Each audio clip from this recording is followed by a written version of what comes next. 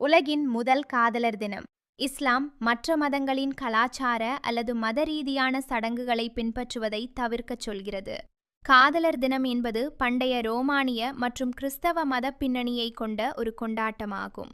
நபிகள் நாயகம் ஸல்லல்லாஹு அலைஹி வஸல்லம் அவர்கள் கூறினார்கள், யார் ஒரு சமூகத்திற்கு ஒப்ப நடக்கிறாரோ அவர் அவர்களை சார்ந்தவரே.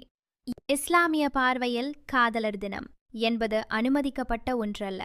இஸ்லாம் காதலை எதிர்க்கவில்லை, ஆனால் அதை திருமணம் எனும் புனிதமான பிணைப்பிற்குள் மட்டுமே அனுமதிக்கிறது.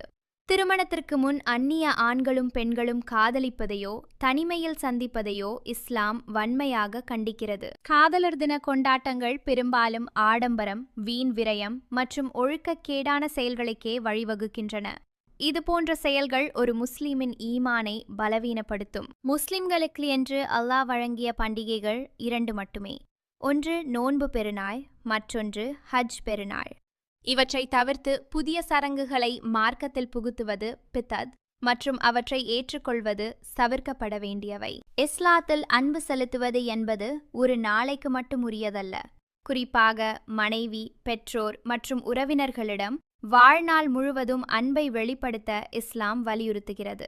ஆனால் அதை காதலர் தினம் போன்ற அந்நிய கலாச்சார விழாக்களை கொண்டாடுவது ஹராம் ஆகும். இறைவன் மனித குலத்தை படைத்து முதலில் உருவாக்கிய உறவு ஆதம் அலைஹி வஸல்லம் மற்றும் ஹவ்வா அலைஹி வஸல்லம் ஆகியோரின் அன்பு என்பது மனித குலத்தின் முதல் காதல் மற்றும் பிணைப்பாக கருதப்படுகிறது. இது வெறும் உடல் சார்ந்த ஈர்ப்பு மட்டுமல்லாமல் இறைவனால் பிணைக்கப்பட்ட ஒரு புனிதமான உறவாகும்.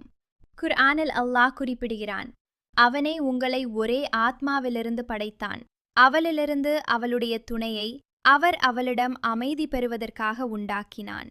அத்தியாயம் 7 வசனம் 189. இஸ்லாமிய நம்பிக்கையின்படி ஹவ்வா அலைஹி வஸல்லம் அவர்கள் ஆதம் அலைஹி வஸல்லம் அவர்களின் விலா எலும்பிலிருந்து படைக்கப்பட்டார்கள். இதன் தத்துவம் என்னவென்றால், ஒரு ஆண் தனது துணையை தேடும்போது அவர் உண்மையில் தன்னுள் ஒரு பகுதியை தேடுகிறார். இதனால்தான் கணவன் மனைவி இடையே இயற்கையான ஈர்ப்பும் அன்பும் நிலவுகிறது. ஆதம் அலைஹி வஸல்லம் அவர்கள் சொர்க்கத்தில் படைக்கப்பட்ட போது அங்கிருந்த அனைத்து வசதிகளையும் விட ஒரு துணையின் தேவையை அதிகம் உணர்ந்தார்கள். அவர் தூக்கத்தில் இருந்தபோது ஹவ்வா அலைஹி வஸல்லம் படைக்கப்பட்டார்.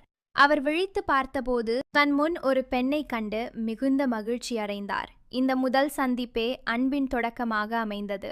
ஆதம் அலைஹி வஸல்லம் அவர்கள் சொர்க்கத்தில் படைக்கப்பட்ட போது அங்கிருந்த அனைத்து வசதிகளையும் விட ஒரு துணையின் தேவையை அதிகம் உணர்ந்தார்கள். அவர் தூக்கத்தில் இருந்தபோது ஹவ்வா அலைஹி வஸல்லம் படைக்கப்பட்டார். அவர் விழித்து பார்த்தபோது